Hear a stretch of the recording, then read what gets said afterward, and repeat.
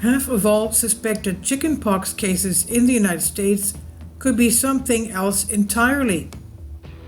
There was a time when chickenpox was such a common childhood affliction, the sudden appearance of a few red spots turned blisters was almost instantly recognizable to parents and doctors.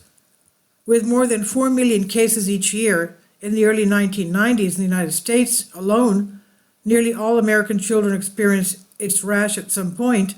What was a mild inconvenience for many was devastating for some, with thousands hospitalized and hundreds dying from a highly infectious disease. Chickenpox remains common in a number of populations around the world, even in wealthy countries like Sweden, where vaccination against the virus is free but voluntary.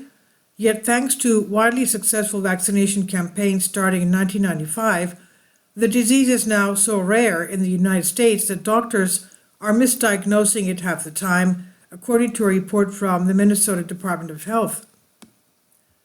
The current scarcity of chickenpox cases in the U.S. is undoubtedly a good thing.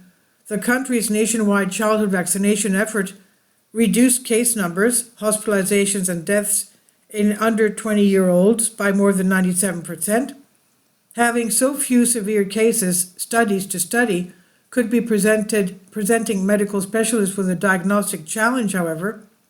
Some people who have been vaccinated against chickenpox can still get the disease, usually with milder fevers and fewer or no blisters, just red spots. This occurs more often in people who have only had one dose of the vaccine, not the recommended two. Since the milder looking breakthrough chickenpox looks different to what doctors might be expecting of the once rampant childhood disease, it can be difficult to diagnose just by looking at the red rash or spots. Accurate diagnosis of chickenpox are needed to shape public health policies, respond to outbreaks, evaluate vaccination programs, and understand the disease epidemiology, which has shifted dramatically since 1995. In 2016, the Minnesota Department of Health, MDH, expanded its laboratory testing for chickenpox and monitored the outcomes. The department provided free testing at its public health labs for cases of suspected chickenpox, including cases identified in medical clinics and those reported at schools or childcare. Free at-home testing kits were also available to families. The investigation found that 420 patients with a suspected chickenpox infection who provided specimens to MDH's labs between December 2016 and March 2023, only 37% tested positive for varicella zoster, the virus that causes chickenpox. 1/5 of those positive cases were examples of breakthrough chickenpox, having received at least one dose of the chickenpox vaccine, and around half of the patients tested by MDH were fully or partially vaccinated. More specifically, among 208 patients whose doctors suspected they had chickenpox after examining them at a medical facility, only 48% or 95 people tested positive for the disease. Another 26 people tested positive for an enterovirus, and a sole person was found to have HSV1, a different type of herpes virus related to chickenpox. That leaves 86 Minnesotans who returned a negative result counter to their doctor's suspicions and might have had some other skin lesions or infection that was mistaken for chickenpox.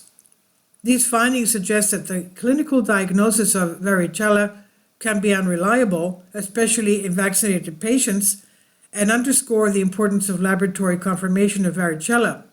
MDH's Alison Ruprecht and colleagues conclude in their report.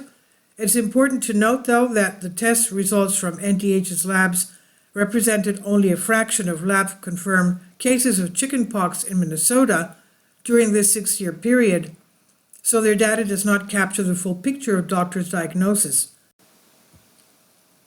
While the findings ought to prompt doctors to review their testing practices, they are a byproduct of the successful vaccination campaign that slashed chickenpox case numbers in the U.S. Perhaps one day, the only cases doctors will ever get to see will be those preserved in historic records.